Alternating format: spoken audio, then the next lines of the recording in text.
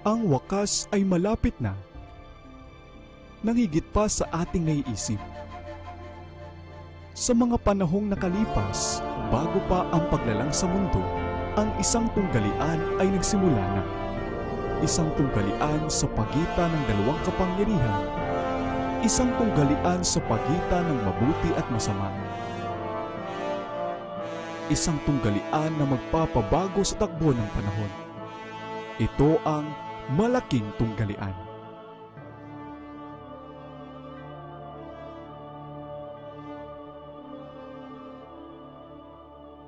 Kabanata 39, ang panahon ng kaguluhan. Sa panahong iyon ay tatayo si Miguel, ang dakilang pinuno na tagapag-ingat ng iyong bayan, at magkakaroon ng panahon ng kaguluhan na hindi pa nangyari kailanman mula na magkaroon ng bansa hanggang sa panahong iyon.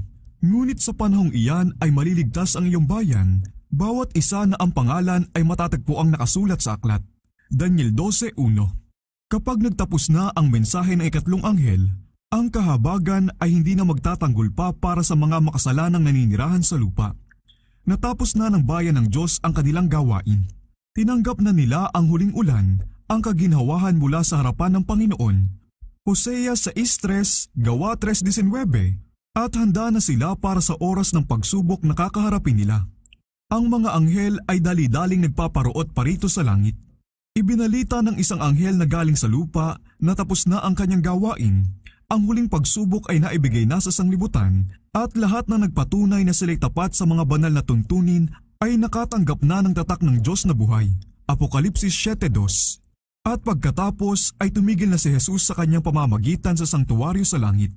Itinaas niya ang kanyang kamay at sa malakas na tinig ay sinabi, "Tapos na!" At inilapag ng buong hukbo ng mga anghel ang kanilang korona habang taimtim niyang ipinahayag, "Ang masama ay hayaang magpakasama pa, at ang marumi ay hayaang magpakarumi pa, at ang matuwid ay hayaang maging matuwid pa, at ang banal ay hayaang magpakabanal pa." Apokalipsis 22:11. Ang bawat kaso ay napagpasyahan na kung para sa buhay ba o sa kamatayan. Naisagawa na ni Kristo ang katubusan para sa kanyang bayan at pinawi na ang kanilang mga kasalanan. Nabuo na ang bilang ng kanyang nasasakupan, ang kaharian, ang kapangyarihan at ang kadakilaan ng mga kaharian sa silong ng buong langit ay malapit nang ibigay sa mga tagapagmana ng kaligtasan, at si Jesus ay maghahari na bilang hari ng mga hari at Panginoon ng mga Panginoon. Nang lumabas na si Kristo sa sangtuwaryo, binalot ng kadiliman ang mga naninirahan sa lupa. Sa nakakatakot na panahong iyon, ang mga matuwid ay kinakailangang mamuhay sa paningin ng isang banal na Diyos nang walang tagapamagitan. Ang pamigil na nasa mga makasalanan ay inalis na, at lubusan ng kontrolado ni Satanas ang mga tuluyang hindi nagsisi. Tapos na ang matagal na pagtitiis ng Diyos. Tinanggihan ng sanglibutan ang kanyang kahabagan, hinamak ang kanyang pag-ibig, at niyurakan ang kanyang kautusan. Lumagpas na ang mga makasalanan sa hangganan ng kanilang palugit. Ang Espiritu ng Diyos na walang tigil na nilalabanan ay inalis na rin. Dahil hindi nakakanlungan ng banal na biyaya, wala na silang sanggalang laban sa dyablo. Isasadlak naman ngayon ni Satanas ang mga naninirahan sa lupa sa isang malaki at panghuling kaguluhan. Dahil tumigil na ang mga anghel ng Diyos sa pagpigil sa matitinding daluyong ng bugso ng damdamin ng tao, ang lahat ng elemento ng sagupaan ay pakakawalan. Ang buong sanglibutan ay masasangkot sa malaking pagkawasak na mas matindi pa kaysa sa sinapit ng Jerusalem noong unang panahon. Isang anghel lang ang pumatay sa lahat ng panganay ng mga taga-Ehipto at nilipos ng pagdadalamhati ang buong lupain. Nang si David ay magkasala laban sa Diyos dahil sa pagbilang sa mga tao, isang anghel lang ang gumawa ng matinding pamumuksa bilang kaparusahan sa kanyang kasalanan. Ang mapamuksang kapangyarihang iyon na ginagamit ng mga banal na anghel kapag inuutusan ng Diyos ay gagamitin din ng masasamang anghel kapag ipinahintulot niya. May mga puwersang nakahanda na ngayon at naghihintay na lang ng pahintulot ng Diyos upang maghasik ng lagim kahit saan. Yung mga kumikilala sa kautusan ng Diyos ay pararatangan ng pagdadala ng kahatulan sa sanglibutan, at sila ituturing na dahilan ng mga nakakatakot na pagyanig ng kalikasan at ng awayan at pagdanak ng dugo ng mga tao na nagpupuno ng kasawian sa lupa. Ang kapangyarihang taglay ng kahuli-huliang babala ay ikinagalit ng masasama. Ang kanilang galit ay nag-alab laban sa lahat ng tumanggap sa mensahe At mas patitindihin pa ni Satanas ang espiritu ng pagkamuhi at pag-uusig. Nang sa wakas ay alisin na ang presensya ng Diyos sa bansang Hudyo, hindi ito nalaman ng mga pari at ng mga tao. Bagaman pinamamahalaan na ni Satanas at pinakikilos ng mga pinakakakilakilabot at pinakamasamang bugso ng damdamin, ipinalalagay pa rin nilang sila'y pinili ng Diyos. Ang paglilingkod sa templo ay nagpatuloy pa rin, ang mga handog ay inialay pa rin sa mga nasalaulang altar, at araw-araw ay tinatawagan ang pagpapala ng Diyos para sa bayang responsable sa dugo ng minamahal na anak ng Diyos at nagsisikap na patayin ang kanyang mga tagapaglingkod at apostol. Gayon din naman kapag binigkas na ang di nababagong hatol ng santuaryo at maitakda na magpakailanman ang kahihinatnan ng sanglibutan, ito'y hindi na rin malalaman ng mga naninirahan sa lupa. Ang mga sistema ng relihiyon ay ipagpapatuloy pa rin ng mga taong sa wakas ay nilisan na ng Espiritu ng Diyos, at ang makademonyong sigasig na iuudyok sa kanila ng prinsipe ng kasamaan para maisagawa ang masasama niyang panukala ay makakahawig ng sigasig para sa Diyos. Dahil ang Sabat ay naging bukod-tanging paksa ng pagtatalo sa sangkakristyanuhan at ang mga pangasiwaan ng relihiyon at ng pamahalaan ay nagsama na upang ipatupad ang pangingili ng linggo, ang patuloy na pagtangging magpasakop ng isang maliit na grupo sa ipinag-uutos ng karamihan ay siyang magiging dahilan ng pagkasuklam sa kanila ng buong sanglibutan. Iginigiit na ang kakaunting naninindigan laban sa itinatag na pangilin ng simbahan at sa batas ng pamahalaan ay hindi dapat payagan, na mas mabuti pang sila'y magdusa kaysa malagay sa kaguluhan at kawalang batas ang buong bansa. Ganong din pangangatwiran ang inilabas ng mga pinuno ng mga tao laban kay Kristo. May 18 taon na ang nakakaraan. Mas mabuti pa para sa inyo ang sabi ng tusong si Caiphas na ang isang tao ay mamatay alang-alang sa bayan kaysa mapahamak ang buong bansa. Juan 11:50. Ang pangatwirang ito ay lilitaw na kapanipaniwala at sa wakas ay ipapalabas ang isang batas laban sa mga nagpapabanal sa Sabat ng ika-4 na utos na tumutuligsang sila'y karapat-dapat sa pinakamatinding parusa na di kalaunay magbibigay laya sa mga tao na sila'y patayin. Ang Romanismo sa Europa at ang tumalikod ng Protestante sa Amerika ang magtataguyod ng ganong ding hakbangin laban doon sa mga nagpaparangal sa lahat ng banal na utos. Ang bayan ng Diyos kung gayon ay masasadlak sa mga tagpong iyon ng kahirapan at bagabag na malinaw na sinabi ng propeta bilang panahon ng kaguluhan o kabagabagan ni Jacob. Ganito ang sabi ng Panginoon, kami ay nakarinig ng sigaw ng pagkasindak, ng takot at walang kapayapaan. Ang bawat muka ay namumutla. Naku, dakila ang araw na iyon at walang gaya niyon. Iyon ang panahon ng kaguluhan para kay Jacob, gayon may maliligtas siya mula roon. Jeremias 30:5-7.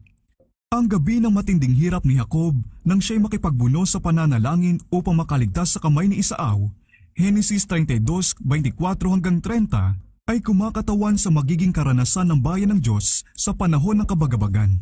Dahil sa ginawang pandaraya upang makamit ang pagpapala ng kanyang ama na para kay Esau, si Jacob ay tumakas para mabuhay, natakot sa pagbabantang papatayin ng kanyang kapatid. Matapos manatili ng maraming taon sa sapilitang paninirahan sa ibang bayan, siya ay naglakbay ayon sa utos ng Diyos, pabalik sa sarili niyang bayan kasama ang kanyang mga asawa at mga anak at ang kanyang mga tupat bakahan. Pagdating sa hangganan ng lupain, siya ay nalipos ng takot sa balitang darating si Esau na pinangungunahan ng isang grupo ng mga mandirigma, siguradong desididong magiganti. Ang pangkat ni Jacob, walang armas at di kayang magtanggol, ay mukhang magiging walang labang biktima ng karahas at patayan. At sa bigat ng pagkabalisa at takot, ay dumagdag pa ang nakakadurog na bigat ng pagsisi sa sarili sapagkat sarili niyang kasalanan ang naghatid ng panganib na ito. Ang tangi niyang pag-asa ay nasa kahabagan ng Diyos. Ang tangi niyang sanggalang dapat ay panalangin. Ngunit gagawin pa rin niya ang lahat ng kanyang bahagi upang pagbayaran ang pagkakamali niya sa kanyang kapatid at para mapigilan ang bantang panganib. Ganon din dapat ang mga tagasunod ni Kristo na habang sila'y papalapit na sa panahon ng kabagabagan, gawin dapat nila ang lahat ng pagsisikap upang mailagay ang kanilang sarili sa tamang liwanag sa harapan ng mga tao upang alisin ang masama nilang iniisip sa kapwa at mapigilan ang panganib na nagbabanta sa kalayaan ng budhi.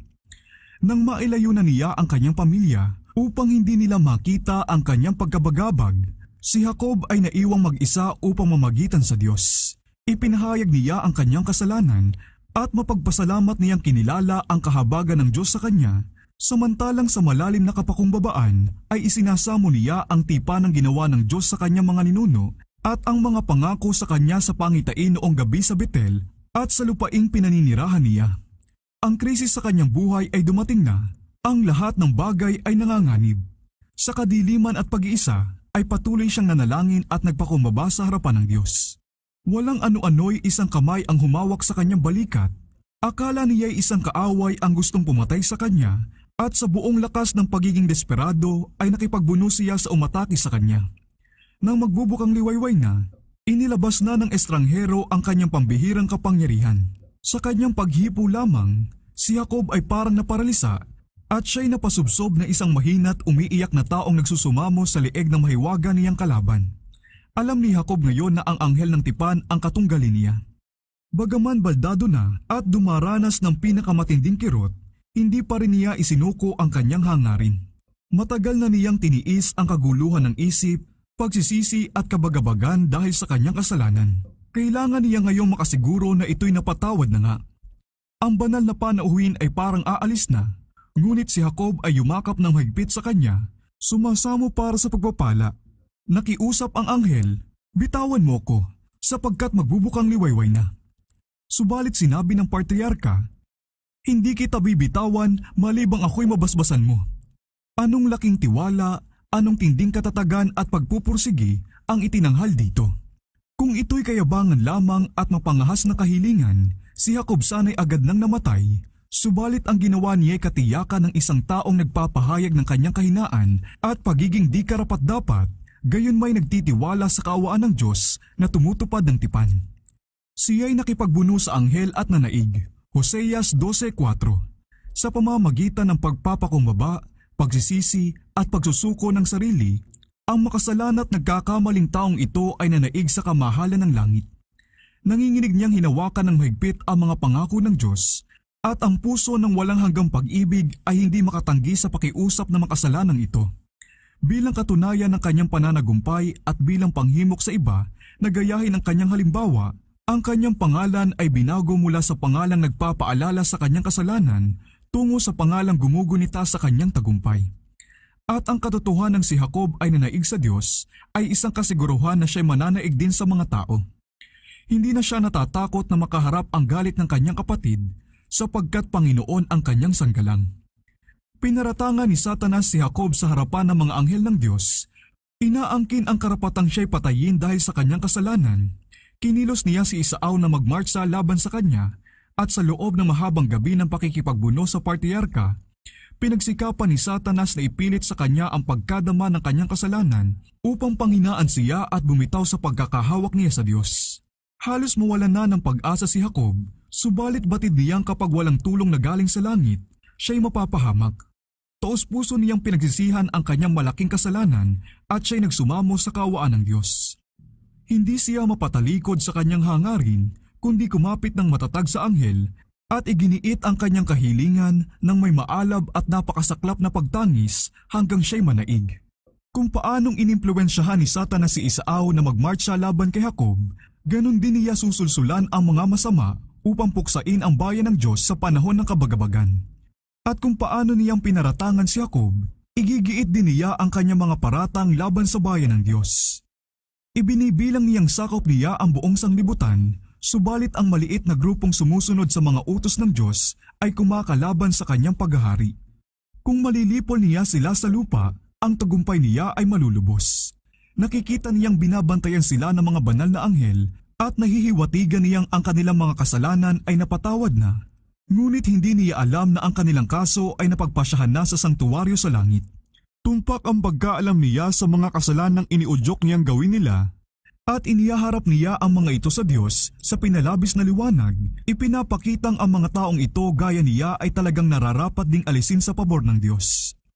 Sinasabi niya na kung ang Diyos ay makatarungan, hindi niya maaaring patawarin ang kanilang mga kasalanan, gayong siya at ang kanyang mga anghel ay lilipulin. Sila'y inaangkin niyang biktima at hinihiling na sila'y ibigay sa kanyang mga kamay upang lupilin. Habang pinararatangan ni Satanas ang bayan ng Diyos dahil sa kanilang mga kasalanan, Siya'y papayagan ng Panginoon na subukin sila hanggang sa sukdulan. Ang kanilang pagtitiwala sa Diyos, ang kanilang pananampalataya at katatagan ay susubukin ng husto. Habang ginugunita nila ang nakaraan, ang pag-asa nila'y nanghihina sapagkat sa buong buhay nila ay bahagya na silang makakita ng kabutihan. Alam na alam nila ang kanilang mga kahina at pagiging di karapat-dapat. Sinisikap ni Satanas na takutin sila ng husto sa isipang ang kanilang mga kalagayan ay wala ng pag-asa, na ang mansa ng kanilang kasiraang puri ay hindi na malilinis kailanman. Inaasahan niyang masisira ng husto ang kanilang pananampalataya, anupat sila'y bibigay sa kanyang panunukso at tatalikod sa katapatan niya sa Diyos. Bagamat ang bayan ng Diyos ay ang papaligiran ng mga kaaway na desididong sila'y puksain, ang matinding hirap na daranasin nila ay hindi ang takot sa pag-uusig alang-alang sa katotohanan. Sila'y natatakot na baka hindi pa nila napagsisihan ang lahat nilang kasalanan na dahil sa ilan nilang pagkukulang ay hindi magkatotoo sa kanila ang katuparan ng pangako ng tagapagligtas na ikaw ay aking iingatan sa oras ng pagsubok na darating sa buong daigdig. Apokalipsis 3:10. Kung makasisiguro sila sa kapatawaran, sila'y hindi uurong sa pagpapahirap o kamatayan man, subalit kung sila'y mapatunayang hindi karapat-dapat at mamatay dahil sa sarili nilang kapintasan ng pag-uugali, ang banal na pangalan ng Diyos kung gayon ay madudulutan ng kahihiyan. Sa lahat ng dako ay maririnig nila ang mga pakana ng kataksilan at makikita ang masiglang pagkilos ng paghihimagsik at sa kanila'y may mapupukaw na isang matinding hangarin, isang maalab na pananabik ng kaluluwa, na ang malaking pagtalikod na ito ay matapos na sana at ang kasamaan ng mga makasalanan ay mawakasan na. Ngunit samantalang isinasamo nila sa Diyos na pigilan ang gawain ng paghihimagsik, taglay nila ang matinding pagkadama ng paninisi sa sarili nila na sila mismo ay walang kapangyarihang labanan at paurungin ang malakas na agos ng kasamaan. Kanilang nadama na kung lagi lang sana nilang ginamit ang lahat nilang kakayahan sa paglilingkod kay Kristo na sumusulong mula sa kalakasan tungo sa kalakasan, ang mga hukbo ni Satanas ay hihina na sana ang kapangyarihan para manaigpa laban sa kanila. Pagdadalamhatiin nila ang kanilang kaluluwa sa harapan ng Diyos na itinuturo ang nakaraan nilang pagsisisi sa napakarami nilang kasalanan at iniluluhog ang pangako ng tagapagligtas na, "O manghawak sana siya sa aking lakas upang siya'y makipagpayapaan sa akin, oo, makipagpayapaan sa akin." Isaias 27:5. Hindi manghihina ang kanilang pananampalataya dahil lamang hindi agad na sinasagot ang kanilang mga panalangin. Bagamat dinaranas ang pinakamatinding kabalisahan, takot at pagkabahala, sila'y hindi titigil sa kanilang pagdalangin sa isa't isa. Hahawakan nila ang lakas ng Diyos gaya ng panghawak ni Jacob sa anghel at ang pangungusap ng kanilang kaluluwa ay, "Hindi kita bibitawan malibang ako ay mabasbasan mo." Henesis 32:26. Kung hindi ni Jacob pinagsisihan dati pa ang kanyang kasalanan sa pagkuha ng pagkapanganay sa pamamagitan ng pandaraya, hindi sana dininig ng Diyos ang kanyang panalangin at buong kahabagang iniligtas ang kanyang buhay. Ganon din sa panahon ng kaguluhan, kung ang bayan ng Diyos ay may makikita mga kasalanang hindi na ikumpisal sa Diyos habang sila'y pinahihirapan ng takot at pagdadalamhati, sila'y malulupig, aalisin ng kawalang pag-asa ang kanilang pananampalataya, at hindi sila magkakaroon ng lakas ng loob na magsumamo sa Diyos para sa kaligtasan. Subalit bagaman malalim ang pagkadama nila sa pagiging di karapat-dapat, wala naman silang maihayag na nakatagong kasalanan. Ang kanilang mga kasalanan ay nawala na dati pa sa paghukom at ito'y napawi na at hindi na nila ito maaalala. Pinapaniwala ni Satanas ang maraming tao na hindi napapansinin ng Diyos ang kawalan nilang katapatan sa mga maliliit na bagay sa buhay. Subalit sa kanyang pakikitungo kay Jacob ay ipinapakita ng Panginoon na sa anumang paraan ay hindi niya pahihintulutan o hahayaan ng kasamaan. Ang lahat ng pagsisikap na ipagdahilan o itago ang kanilang mga kasalanan at hinahayaan itong manatili sa mga aklat ng langit nang hindi na ipahahayag at hindi napapatawad ay madadaig ni Satanas. Kung mas higit ang pagsasabi nilang sila'y mananampalataya at mas marangal ang tungkuling hinahawakan nila, mas mabigat din sa paningin ng Diyos ang kanilang tinatahak at mas tiyak din ang pagwawagi ng kanilang dakilang kaaway. Yung mga ipinagpapaliban ang paghahanda para sa araw ng Diyos ay hindi na ito magagawa pa sa panahon ng kabagabagan o sa mga panahon pang susunod. Ang kalagayan ng lahat ng ganyan ay wala ng pag-asa. Ang mga nagsasabing Kristiyano nahaharap ng hindi handa sa huling kakilakilabot na labanang iyon, sa kawalan nilang pag-asa ay magpapahayag ng kanilang mga kasalanan sa mga salitang nag-aalab sa pagdadalamhati, habang ang mga masasama ay nagpapakasaya sa kanilang paghihirap. Ang ganong pagpapahayag ng kasalanan ay katulad ng kay Esau o nung kay Judas. Yung mga gumagawa nito ay ikinalulungkot ang resulta ng kasalanan, subalit hindi ang kasalanan mismo. Wala silang nadaramang tunay na pagsisisi, walang pagkasuklam sa kasamaan, inaamin nila ang kanilang kasalanan dahil sa takot sa parusa, subalit gaya ni Paraon noong unang panahon, sila'y babalik sa paglaban nila sa Diyos sakaling alisin na ang mga kahatulan. Ang kasaysayan ni Jacob ay isa ring kasiguraduhan na hindi itatakwil ng Diyos yung mga nadaya at natukso at ipinahamak sa kasalanan, gayon may nanumbalik sa kanya ng may tunay na pagsisisi. Samantalang sinisikap na wasakin ni Satanas ang mga taong ito, isusugo ng Diyos ang kanyang mga anghel upang sila'y aliwin at ingatan sa panahon ng panganib. Ang mga pagsalakay ni Satanas ay malulupit at desidido, ang kanyang mga pandaraya ay matitindi, ngunit ang mga mata ng Panginoon ay nasa kanyang bayan at ang kanyang tainga ay nakikinig sa kanilang mga hibik. Ang kanilang paghihirap ay napakalaki, parang matutupok na sila ng lagablab ng hurno, ngunit sila'y inilabas ng tagapagdalisay na parang gintong sinubok sa apoy. Ang pag-ibig ng Diyos para sa kanyang mga anak sa panahon ng pinakamatinding pagsubok sa kanila ay kasing tibay at kasing giliw ng pag-ibig niya sa panahon ng pinakamasayang kasaganaan nila. Subalit kailangan para sa kanila ang mailagay sa horno ng apoy, ang pagkamakalupa nila ay kailangang matupok upang ang larawan ni Kristo ay makita ng maganda. Ang panahon ng pangamba at matinding hirap na darating sa atin ay nangangailangan ng pananampalatayang makakapagtiis ng kapaguran, pagkaantala at gutom, isang pananampalatayang hindi manghihina kahit nasubukin ng husto. Ang panahon ng palugit ay pinagkaloob sa lahat upang maghanda para sa panahong iyon. Si Jacob ay nanagumpay dahil siya ay mapagmatiyaga at determinado. Ang kanyang tagumpay ay katibayan ng kapangyarihan ng masugid na pananalangin. Lahat ng mga hawak sa mga pangako ng Diyos gaya ng ginawa niya at magiging masikap at matiyaga gaya niya ay mananagumpay gaya ng pagtatagumpay niya. Yung mga ayaw tumanggi sa sarili, ayaw magpakasakit sa harapan ng Diyos, ayaw manalangin ng matagal at taimtim para sa kanyang pagpapala ay hindi magtatamo nito. Pakikipagbuno sa Diyos, anong unti na nakakaalam kung ano ito? Anong unti ang nailapit na ang kanilang kaluluwa sa Diyos nang may masiding pagnanais hanggang ang bawat lakas ay mabanat?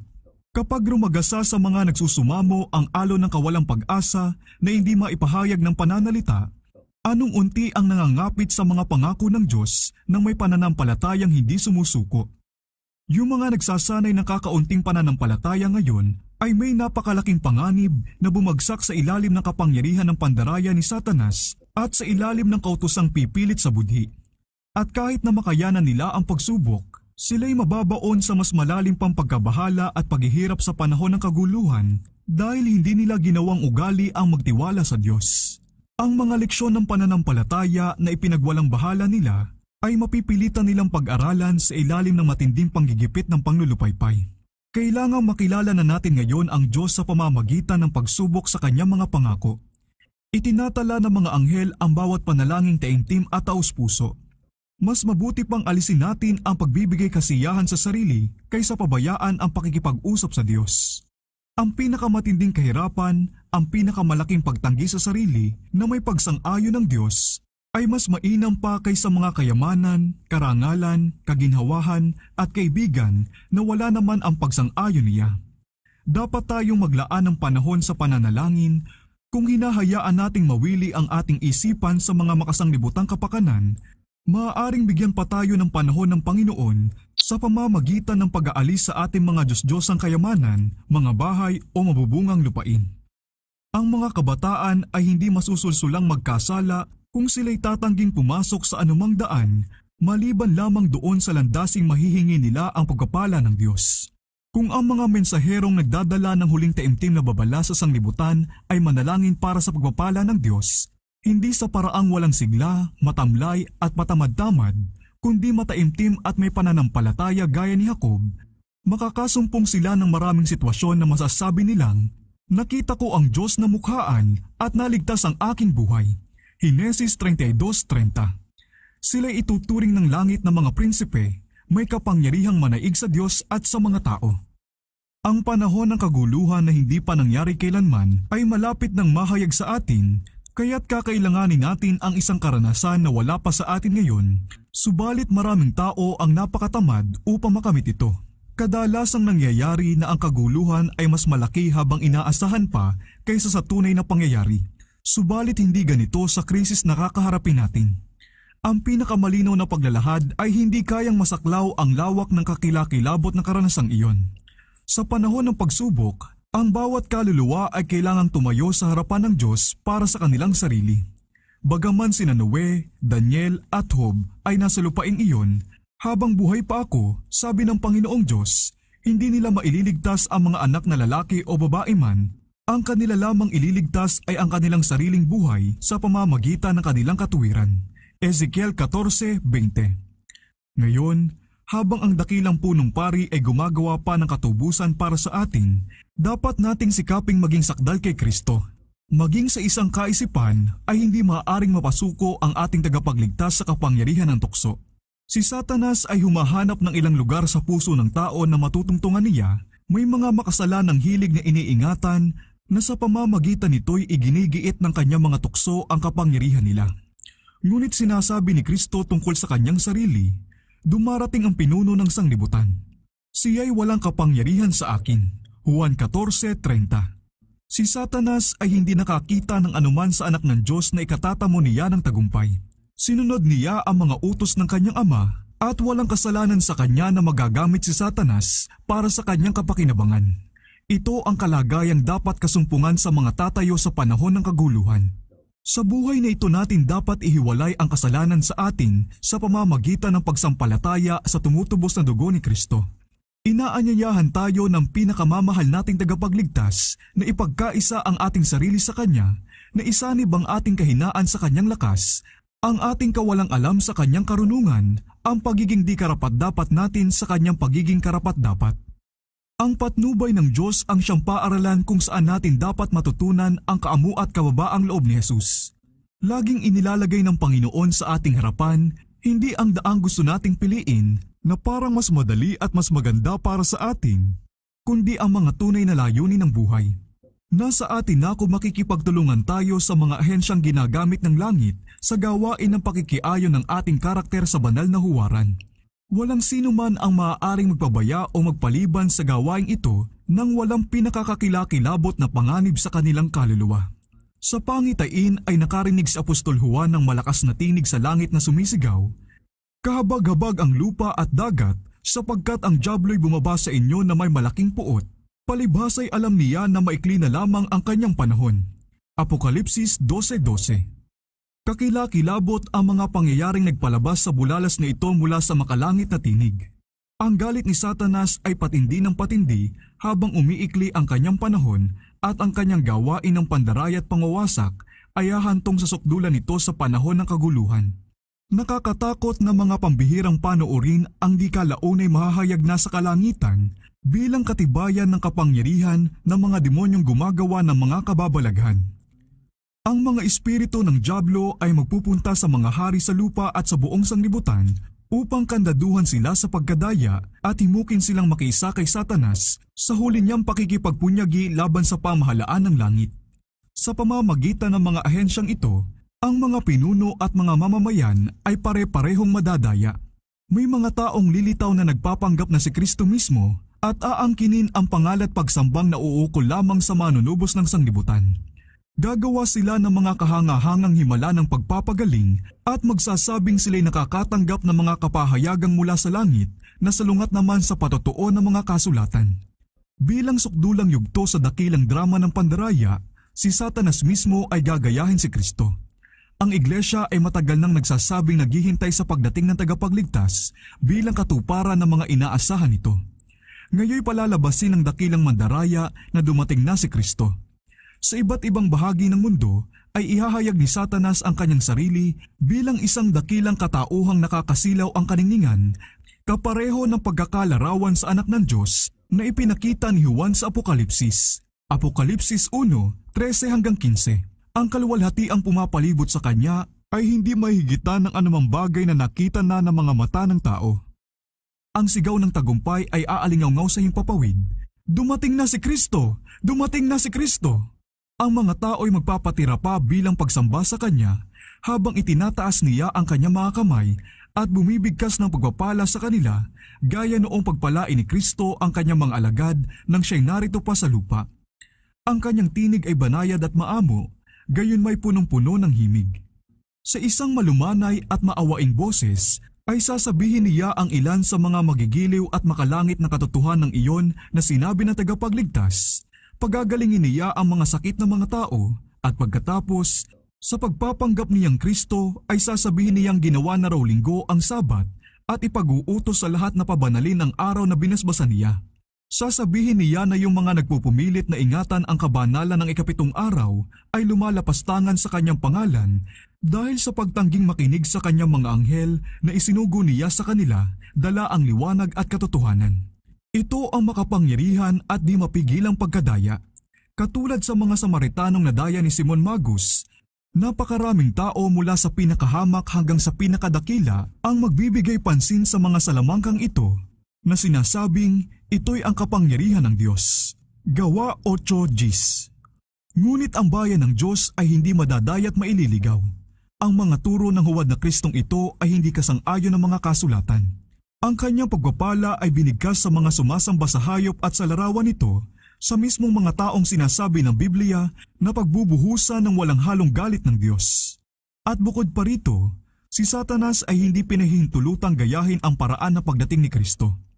Binalaan ng tagapagligtas ang kanyang bayan laban sa pagkadaya sa puntong ito at malinaw nang ipinagpauna ang paraan ng kanyang ikalawang pagparito. Lilitaw ang mga bulaang Kristo at mga bulaang propeta at magpapakita ng mga dakilang tanda at mga kababalagan, ano pat ililigaw kung maaari pati ang mga hinirang. Kaya kung sabihin nila sa inyo, tingnan nyo, siya'y nasa ilang, huwag kayong lumabas. Tingnan nyo, siya'y nasa mga silid, huwag niyong paniwalaan. Sapagkat gaya ng kidlat na nanggagaling sa silangan at nagliliwanag hanggang sa kanluran, gayon naman ang pagdating ng anak ng tao. Mateo 24:24 hanggang 27 at 31 at 25:31, Apokalipsis 1:7, 1 Tesalonica 4:16 at 17. Ang pagparitong ito ay hindi maaaring magaya. Ito'y malalaman ng buong daigdig, masasaksihan ng buong sanglibutan. Yun lamang mga masikap mag-aral ng kasulatan at nakatanggap ng pagmamahal sa katotohanan ang ipagsasanggalang sa makapangyarihang pagkadaya na bibihag sa buong sanglibutan. Sa pamamagitan ng patotoo ng Biblia ay makikilala ng mga ito ang mandaraya sa balat kayo niya. Sa lahat ay darating ang panahon ng pagsubok. Sa pamamagitan ng pagsala ng tukso, ang tunay na Kristyanismo ay mabubunyag. Ang bayan ba ng Diyos ngayon ay napakatibay ng nakatayo sa kanyang salita? Ano pat hindi na sila padadaig pa sa ipinapakitang katibayan ng kanilang pandama? Sila kaya sa ganong krisis ay maninindigan sa Biblia at Biblia lamang? Si Satanas, kung maaari, ay hahadlangan silang makapagandang tumayo sa araw na iyon. Isasaayos niya ng husto ang mga pangyayari upang harangan ang kanilang daan, salabidin sila sa mga makalupang kayamanan, pasanan sila ng mabibigat at nakakapagod na dalahin upang ang kanilang puso ay magumon ng husto sa mga alalahanin sa buhay na ito at dumating sa kanila ang araw ng pagsubok gaya na magnanakaw. Habang ang proteksyon ng pamahalaan ay inaalis ng batas na ipinalalabas ng iba't ibang pinuno ng sangkakristyanuhan laban sa mga tumutupad sa utos ng Diyos at pabayaan sila doon sa mga gustong sila'y patayin, ang bayan ng Diyos ay lilikas na mula sa mga lungsod at kanayunan at pangkat-pangkat na magsasama-sama na naninirahan sa mga pinakamapapanglaw at ilang na lugar. Marami ang makakasumpong ng kanlungan sa mga kuta ng kabundukan. Gaya ng mga Kristiyano sa lambaki ng Piedmont, gagawin nilang kanlungan ang matataas na lugar sa lupa at pasasalamatan ng Diyos sa mga muog ng malalaking bato. Isaias 33:16. Subalit marami sa lahat ng bansa at sa lahat ng tao, mataas at hamak, mayaman at mahirap, itim at puti, ang masisindak sa pinakadi makatarungan at pinakamalupit na pangaalipin. Ang mga nakakapagod na araw ay palilipasin ng mga minamahal ng Diyos na nakagapos sa kadena, nakabilanggo, hinatulang patayin, Ang iba ay mukhang binayaan na para mamatay sa gutom sa madidilim at nakakasukang Bartolina. Walang kamay na handang tumulong sa kanila. Makakalimutan ba ng Diyos ang kanyang bayan sa napakahirap na sandaling ito? Kinalimutan ba niya ang tapat na sinuwe nang datnan ng kahatulan ng baha ang daigdig? Kinalimutan ba niya si Lot na ang apoy ay bumaba mula sa langit upang tupukin ang mga lungsod sa kapatagan? Kinalimutan ba niya si Jose na napapaligiran ng mga sumasamba sa Diyos-Diyosan sa Ehipto?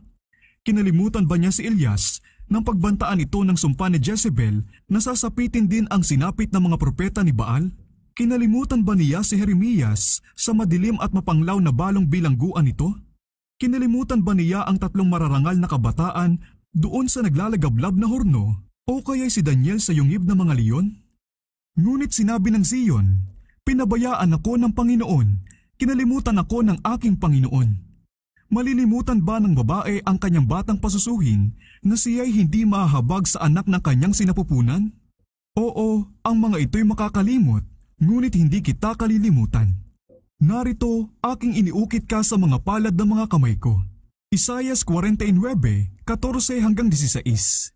Sinabi ng Panginoon ng mga hukbo, "Ang sumaling sa inyo ay sumasaling sa itim ng aking mata." Zacarias 2:8. Bagaman ipasok sila ng mga kaaway sa bilangguan, hindi kayang harangan ng mga pader ng Bartolina ang pag-uusap nila at ni Kristo. Ang isang nakakakita sa bawat kahinaan nila na naranasan ang lahat ng pagsubok ay nakakahigit sa lahat ng kapangyarihan sa lupa. At ang mga anghel ay darating sa kanila sa malulungkot na selda, dala ang liwanag at kapayapaang mula sa langit. Ang bilangguan ay magiging parang palasyo sapagkat nakatira roon ang mayayaman sa pananampalataya at ang madidilim na pader ay maliliwanagan ng makalangit na liwanag, gaya noong sina Pablo at Silas ay manalangin at umawit ng papuri ng hating gabi sa bilangguan ng Pilipos. Ang mga kahatulan ng Diyos ay sasapitin ng mga gustong pahirapan at patayin ang kanyang mga anak. Ang matagal niyang pagtitiis sa mga masasama ay nagpapalakas ng loob ng mga tao sa pagsuway, gayunmay ang kanilang kaparusahan ay tiyak at kakilakilabot dahil matagal na itong ipinagpapaliban. Ang Panginoon ay babangon na gaya ng bundok ng Perasim, siya'y mapupuot na gaya sa libis ng Gibeon, upang gawin ang kanyang gawain, ang kakaiba niyang gawain, at upang pangyarihin ang kanyang gawa, ang kakaiba niyang gawa. Isaias 28:21. Sa ating maawaing Diyos, ang gawain ng pagpaparusa ay isang kakaibang gawain. Kung paanong buhay ako, sabi ng Panginoong Diyos, ay wala akong kasiyahan sa kamatayan ng masama. Ezekiel 33:11. Ang Panginoon ay puspos ng kahabagan at mapagpala, hindi magagalitin at sagana sa wagas na pag-ibig at katapatan, nagpapatawad ng kasamaan, ng pagsuway at ng kasalanan, ngunit sa anumang paraan ay hindi ituturing na walang sala ang may sala. Ang Panginoon ay banayad sa galit, ngunit may dakilang kapangyarihan, at sa anumang paraan ay hindi papawalang sala ng Panginoon ang nagkasala. Exodo 34:6-7, Nahum 1:3. Sa pamamagitan ng mga kakilakilabot na bagay ay ipaghihiganti niya sa katuwiran ang otoridad ng kanyang kautusang niyurakan. Ang tindi ng kagantihang naghihintay sa mga lumalabag ay mahalata sa pag-aatubili ng Diyos na igawad ang katarungan. Ang bansang matagal niyang pinagtiisan at hindi pupuksain hanggang sa mapuno nito ang sukat ng kasamaan nito sa listahan ng Diyos ay iinumin sa wakas ang kopa ng galit na walang halong awa. Kapag itinigil na ni Kristo ang kanyang pamamagitan sa sangtuwaryo, ang walang halong galit na nagbabanta laban sa mga sumasamba sa hayop at sa larawan nito at tumanggap sa tanda nito, Apokalipsis 14:9 ay ibubuhos na. Ang mga salot sa Ehipto noong ililigtas na ng Diyos ang Israel ay kauri ng mga matitindit mas malawakang kahatulang ibubuhos sa sanglibutan bago ang panghuling pagliligtas sa bayan ng Diyos. Ang sabi ni Juan Revelador bilang paglalarawan sa matitinding parusang iyon at nagkaroon ng nakakapangdiri at masamang sugat ang mga taong may tanda ng hayop at ang mga sumamba sa larawan nito. Ang dagat ay naging parang dugo ng isang taong patay at bawat may buhay na nasa dagat ay namatay. At ang mga ilog at mga bukal ng tubig ay naging dugo. Apokalipsis 16:2-4. Kakilakilabot man ang mga pagpaparusang ito, ang katarungan ng Diyos ay talaga makatwiran pa rin. Ang anghel ng Diyos ay nagsasabi, "Matuwid ka sapagkat hinatulan mo ang mga bagay nito, sapagkat pinadanak nila ang dugo ng mga banal at ng mga propeta at pinainom mo sila ng dugo. Ito'y karapat-dapat sa kanila. Apokalipsis 16:5-6. Sa paghatol ng kamatayan sa bayan ng Diyos, ay talagang nagkasala na rin sila sa dugo ng mga ito na para bang sarili na rin nilang mga kamay ang nagpadanak nito. Sa ganyang ding paraan ay sinabi ni Kristo na ang mga Hudyo noong kanyang kapanahunan ay nagkasala sa lahat ng dugo ng mga taong banal na ibinubuo mula noong panahon ni Abel, sapagkat taglay nila ang ganong ding espiritu at sinisikap na isagawa ang gawaing kapareho nung sa mga pumatay na iyon sa mga propeta. Sa sumunod na salot, ang kapangyarihan ay binigay sa araw upang pasuin ng apoy ang mga tao, at napaso ang mga tao sa matinding init. Apokalipsis 16:8-9. Ganito inilalarawan ng mga propeta ang kalagayan ng lupa sa kakilakilabot na panahong ito. Ang lupain ay nagluluksa sapagkat ang ani sa bukid ay nasira. Lahat ng punong kahoy sa parang ay tuyo sapagkat ang kagalakan ay nawala sa mga anak ng mga tao.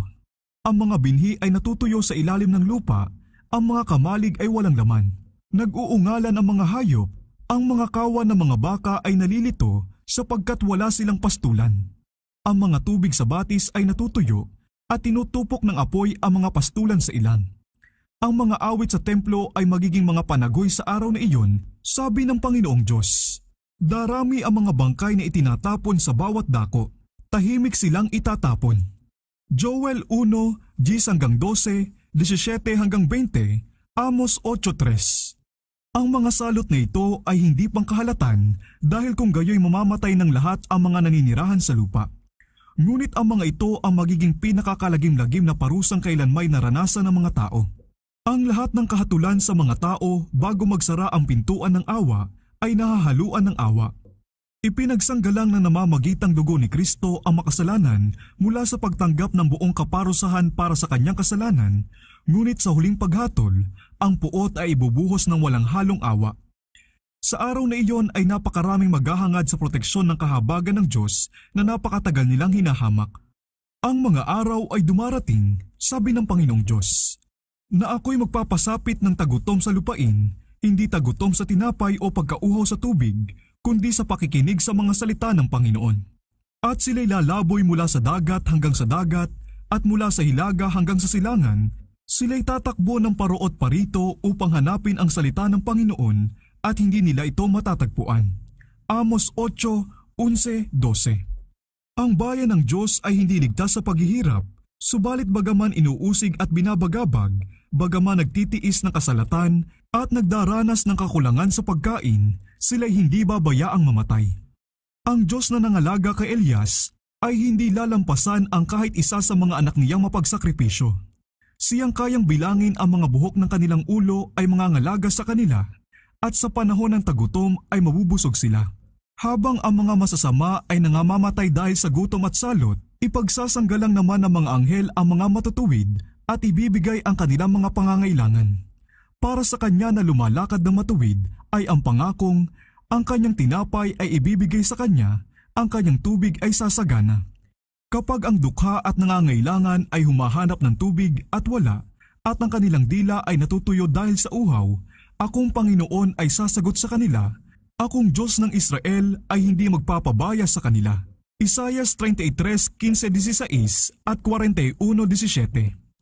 Bagaman ang puno ng igos ay hindi namumulaklak, ni magkakaroon man ng bunga sa mga puno ng ubas, ang ulibo ay hindi magbubunga, at ang mga bukid ay hindi magbibigay ng pagkain. Ang kawan ay aalisin sa kulungan, at hindi na magkakaroon ng bakahan sa mga silungan. Gayunmay ang mga natatakot sa kanya ay magagalak sa Panginoon at matutuwa sa Diyos ng kanilang kaligtasan. Habakuk 3:17-18. Ang Panginoon ang iyong tagapag-ingat, ang Panginoon ay lili mo sa iyong kanan. Hindi ka sasaktan ng araw kapag araw, ni ng buwan man kapag gabi. Iingatan ka ng Panginoon sa lahat ng kasamaan, kanyang iingatan ang iyong kaluluwa. Awit 121:5-7. Ililigtas ka niya sa bitag ng maninilo at sa nakamamatay na salot. Kanyang tatakpan ka ng bagwis niya at sa ilalim ng kanyang mga pakpak ay manganganlong ka. Ang kanyang katapatan ay baluti at panangga. Ang mga nakakakilabot sa gabi ay di mo kakatakutan, ni ang pana na nagliliparan kapag araw, ni ang salot na lihim na bumabalot sa kadiliman, ni ang pagkawasak na sumisira sa katanghalian. Mabubuwal sa iyong tabi ang 1,000, sa iyong kanan ay 10,000, ngunit ito'y hindi lalapit sa iyo. Mamasdan mo lamang sa pamamagitan ng iyong mga mata at iyong makikita ang parusa sa masama. Sapagkat ikaw, o Panginoon, ay ang aking kanlungan, iyong ginawa ang kataas-taasan bilang iyong tahanan, walang kasamaang darating sa iyo, walang parusang lalapit sa tolda mo. Awit 91, 3-10. Subalit sa paningin ng tao ay lilitaw na parang di matatagal at tatatakan na rin ng bayan ng Diyos ng kanilang dugo ang kanilang patotoo, gaya ng mga martir na nauna sa kanila. Sila mismo ay nagsisimula na mag-alala na baka sila'y hayaan ng Diyos na bumagsak sa kamay ng kanilang mga kaaway. Iyon ay panahon ng kakilakilabot na paghihirap. Araw-gabi silang tumatangi sa Diyos para sa kaligtasan. Ang mga masasama ay tuwang-tuwa at ang nanglilibak na sigaw ay maririnig. Nasa na ngayon ang inyong pananampalataya? Bakit hindi kayo inililigtas ng inyong Diyos sa aming mga kamay kung kayo nga'y kanyang bayan? Ngunit naalala ng mga naghihintay na ito si Jesus habang naghihingalo sa krus ng Kalbaryo at ang mga punong parit mga pinuno na may paghamak na sumisigaw. Nagligtas siya ng iba, hindi niya mailigtas ang kanyang sarili. Siya ang hari ng Israel, bumaba siya ngayon sa krus at maniniwala tayo sa kanya. Mateo 27:42. Kagaya ni Jacob, ang lahat ay nakikipagbunong sa Diyos. Ipinapakita ng kanilang mukha ang pangloob nilang pakikipagpunyagi. Ang pamumutla ay nasa bawat mukha, gayon may hindi pa rin nila itinigil ang taimtim nilang pananalangin. Kung nakakakita lamang ang mga tao sa pamamagitan ng makalangit na paningin, makikita nila ang mga pulutong na mga anghel na makapangyarihan sa kalakasan na nakatayo sa palibot ng mga tumupad sa salita ng pagtitiis ni Kristo. Sa nakikiramay na pagmamahal, ay sinaksihan ng mga anghel ang kanilang kagipitan at narinig ang kanilang mga panalangin. Hinintay nila ang utos ng kanilang pinuno upang dagitin sila mula sa kanilang panganib. Ngunit kailangan nilang maghintay ng ilan pang sandali. Kailangang makainom sa kopa ang bayan ng Diyos at mabautismuhan ng matinding pagsubok. Ang pagkaantala mismo na napakasaklap na sa kanila ay siyang pinakamagandang kasagutan sa kanilang mga panalangin. Habang sinisikap nilang maghintay na may pagtitiwalang gagawa ang Panginoon, sila'y naitulak na sanayin ang pananampalataya, pag-asa at pagtitiis na hindi gaanong nasanay sa panahon ng kanilang karanasan sa relihiyon. Subalit alang-alang sa mga hinirang, ang panahon ng kaguluhan ay paikliin. Hindi ba bibigyan ng Diyos ng katarungan ang kanyang mga pinili na sumisigaw sa kanya araw at gabi? Sinasabi ko sa inyo, mabilis niyang bibigyan sila ng katarungan. Lucas 18:7-8. Ang wakas ay darating ng mas mabilis pa sa inaasahan ng mga tao. Ang trigo ay aanihin at tatalian ng bigkis-bigkis para sa kamalig ng Diyos. Ang mga damo ay tatalian bilang mga panggatong para sa apoy ng pagkalipol. Ang mga makalangit na bantay, palibas ay tapat sa kanilang tungkulin, ay patuloy sa kanilang paghihintay. Bagaman naitakda na ng pangkahalatang batas ang panahon kung kailan maaaring patayin ang mga sumusunod sa mga utos ng Diyos, ang kanilang mga kaaway sa ilang pangyayari ay uunahan na ang batas at bago pa dumating ang panahong binanggit ay sisikaping sila'y mapatay. Subalit walang maaaring makalampas sa mga makapangyarihang bantay na nakatayo sa palibot ng bawat tapat na kaluluwa. May mga dinadaluhong habang papatakas mula sa mga lungsod at kanayunan, subalit ang mga espadang iniuumang laban sa kanila ay nababali at lumalagpak na parang dayami. Ang iba ay pinagtanggol ng mga anghel na nasa anyo ng mandirigma. Sa lahat ng panahon, ang Diyos ay gumagawa sa pamamagitan ng mga banal na anghel para saklolohan at iligtas ang kanyang bayan. Ang mga makalangit na nilalang ay gumanap ng aktibong bahagi sa pamumuhay ng mga tao. Sila'y nagpakita ng nararamtan ng mga kasuotang nagniningning gaya ng kidlat. Sila'y dumating na kagaya ng mga tao na may damit ng manglalakbay. Ang mga anghel ay nagpakita na sa mga tao ng Diyos na nasa anyo ng tao. Sila'y nagpahinga sa ilalim ng punong ensina ng katanghalian na para bang napagod rin. Tinanggap nila ang pagpapatuloy ng mga tahanan ng tao. Sila'y nagsilbing gabay sa mga manglalakbay na ginabi. Nagpaninga sila ng apoy sa altar sa pamamagitan ng sarili nilang mga kamay. Nagbukas sila ng mga pintuan ng bilangguan at pinalaya ang mga lingkod ng Panginoon.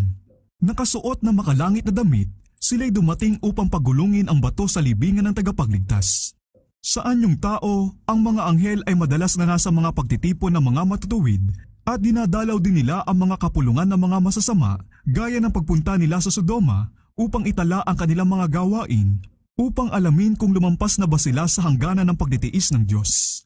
Ang Panginoon ay nalulugod sa kahabagan at alang-alang sa kakaunting naglilingkod talaga sa Kanya ay pinipigilan niya ang mga kalamidad at pinatatagal pa ang kapanatagan ng napakaraming tao. Hindi talaga naiisip ng mga makasalanang laban sa Diyos na utang nila ang kanilang buhay sa mga kakaunting tapat na ikinatutuwa nilang kutyain at pahirapan. Bagaman ito hindi alam ng mga pinuno ng sanglibutan, gayon may kadalas sa mga anghel ang tagapagsalita sa kanilang mga kapulungan. Minamasdan sila ng mga tao, pinakikinggan ang kanilang mga apela ng tainga ng tao, kinakalaban ang kanilang mga mungkahi at nililibak ang kanilang mga payo sa mga labi ng tao. Sinasalubong sila ng insulto at pang-aabuso ng mga kamay ng tao. Sa bulwagan ng konseho at hukuman ng paglilitis, ang mga makalangit na mensaherong ito ay nagpakita ng lubos na kabatiran sa kasaysayan ng tao. Pinatunayan nilang sila'y mas mahusay pang magtanggol sa kapakanan ng mga inaapi kaysa sa kanilang pinakamahuhusay at pinakamagaling magsalitang tagapagtanggol. Binigo nila ang mga balak at pinigil ang mga kasamaang humadlang sana ng husto sa gawain ng Diyos at nakapagdulot sana ng malaking pagdurusa sa kanyang bayan. Sa oras ng panganib at pangamba, ang anghel ng Panginoon ay nagbabantay sa palibot ng mga natatakot sa kanya at inililigtas sila. Awit 34:7. Sa maalab na pananabik ay hinintay ng bayan ng Diyos ang mga palatandaan ng paparating nilang hari. Nang ang mga bantay ay kumustahin, gaano pa katagal ang gabi? Ang kasagutan ay walang pag-aatubiling ibinigay. Ang umaga ay darating at gayon din ang gabi. Isaias 21:11-12. Ang liwanag ay nababanaag na sa mga ulap sa ibabaw ng mga tuktok ng bundok. Di magtatagal at mahayag na ang kanyang kaluwalhatian. Ang araw ng katuwiran ay malapit ng sumikat. Ang umaga at gabi ay parehong malapit na. Ang pagsisimula ng walang hanggang araw sa mga matuwid at ang pananahimik ng walang hanggang gabi sa mga masasama. Habang iginigiit ng mga nakikipagbuno ang kanilang mga panalangin sa harapan ng Diyos, ang tabing na naghihiwalay sa kanila sa di nakikita ay parang halos na alis na. Ang langit ay nagliliwanag sa pagbubukang liwayway at narinig na parang himig ng mga awitan ng anghel ang mga salitang, "Magpakatatag kayo sa inyong katapatan. Dumarating na ang saklolo." Si Kristo, na makapangyarihang nagtagumpay, ay nag-aabot ng korona ng walang hanggang kaluwalhatian sa kanyang mga pagod ng sundalo at ang kanyang tinig ay maririnig mula sa nakabukas na pintuan, "Narito ako'y suma sa inyo. Huwag kayong matakot. Alam ko ang lahat ninyong kalungkutan. Dinala ko na ang iyong mga dalamhati. Kayo'y hindi nakikipaglaban sa mga kaaway na hindi pa nasusubukan. Nakipaglaban na ako alang-alang sa inyo at sa aking pangalan kayo higit pa sa mga manglulupig." Ang mahal na tagapagligtas ay magpapadala ng tulong kung kailan natin ito kailangan. Ang daan patungo sa langit ay pinabanal na mga bakas ng paa niya. Bawat tinik na sumusugat sa ating mga paa ay sumugat muna sa kanyang mga paa. Ang bawat krus na ipinapapasan sa atin ay pinasana niya bago pa tayo. Ipinahihintulot ng Panginoon ang mga kaguluhan upang ihanda ang kaluluwa sa kapayapaan. Ang panahon ng kaguluhan ay isang kakilakilabot na karanasan para sa bayan ng Diyos. Subalit ito ang panahon para tumingala ang bawat tunay na mananampalataya at sa pananampalataya ay makita niyang pumapalibot sa kanya ang bahaghari ng pangako. Ang mga tinubos ng Panginoon ay babalik at darating na may awitan sa Siyon at nasa kanilang mga ulo ang walang hanggang kagalakan. Sila'y magtatamo ng kasayahan at kagalakan at tatakas ang kalungkutan at pagbubuntong hininga. Ako nga, ang siyang umaaliw sa inyo. Sino ka na natatakot sa namamatay na tao at sa anak ng tao na ginawang parang damo at iyong kinalimutan ang Panginoon na iyong manglalalang? At ikaw ay laging natatakot sa buong araw dahil sa bagsik ng mga api kapag siya'y naghahanda upang mangwasak at sa naroon ang bagsik ng mga api. Ang inapi ay mabilis na palalayain, hindi siya mamamatay patungo sa hukay, ni magkukulang man ang kanyang tinapay. Sapagkat ako ang Panginoon mong Diyos na nagpapakilo sa dagat na ang mga alon ay umuugong, Panginoon na manghukbo ang kanyang pangalan. At inilagay ko ang aking mga salita sa bibig mo at tinakpan kita sa ilalim ng aking kamay. Isaiah 51:11-16. Kaya't pakinggan mo ito ngayon, ikaw na nagdadalamhati at lasing, ngunit hindi sa alak. Ganito ang sabi ng iyong Panginoon. Ang Panginoon, ang iyong Diyos na nagsasanggalang ng usapin sa kanyang bayan. Narito, aking inalis sa iyong kamay ang kopa ng pampasuray, ang kopa ng aking puot. Hindi ka na muling iinom. At aking ilalagay ito sa kamay ng mga nagpapahirap sa iyo na nagsabi sa iyong kaluluwa. Ikaw ay yumuko upang kami ay makaraan at ginawa mo ang iyong likod na parang lupa at parang lansangan na kanilang madaraanan. Isaiah 51:21-23. Ang mata ng Diyos sa pagtunghay sa mga panahon ay nakatuon sa krisis na kakaharapin ng kanyang bayan kapag humanay na ang mga kapangyarihan sa lupa laban sa kanila. Gaya ng ipinatapong bihag, sila'y matatakot na mamatay sa gutom o sa kalupitan. Ngunit ang banal na humati sa dagat na pula sa harapan ng buong Israel ay magpapakita ng kanyang napakatinding kapangyarihan at aalisin ang kanilang pagkabihag. Sila'y magiging akin, sabi ng Panginoon ng mga hukbo, isang natatanging kayamanan sa araw na ako'y kumilos. Kaaawaan ko sila na gaya ng isang tao na naaawa sa kanyang anak na naglilingkod sa kanya. Malakias 3:17. Kung sa panahong ito ay mabubuhos pa ang dugo ng mga tapat na saksi ni Kristo, hindi na ito magiging mga binhing inihasik upang magbigay pa ng aanihin para sa Diyos gaya ng dugo ng mga martir. Ang kanilang katapatan ay hindi na magiging patotoo upang hikayatin pa ang iba sa katotohanan sapagkat itinaboy na ng matigas na puso ang mga alon ng kahabagan hanggang sa ang mga ito'y hindi na bumalik. Kung ang mga matuwid ay hahayaan pa ngayong maging biktima ng kanilang mga kaaway, ito'y magiging tagumpay na para sa prinsipe ng kadiliman. Ngunit ang sabi ng mga awit, ako ikukubli niya sa kanyang kanlungan sa araw ng kaguluhan, sa ilalim ng kanyang tolda ako'y kanyang itatago. Awit 27:5. Sinabi ni Kristo, ikaw ay pumarito, bayan ko, pumasok ka sa iyong mga silid at isara mo ang iyong mga pintuan sa likuran mo.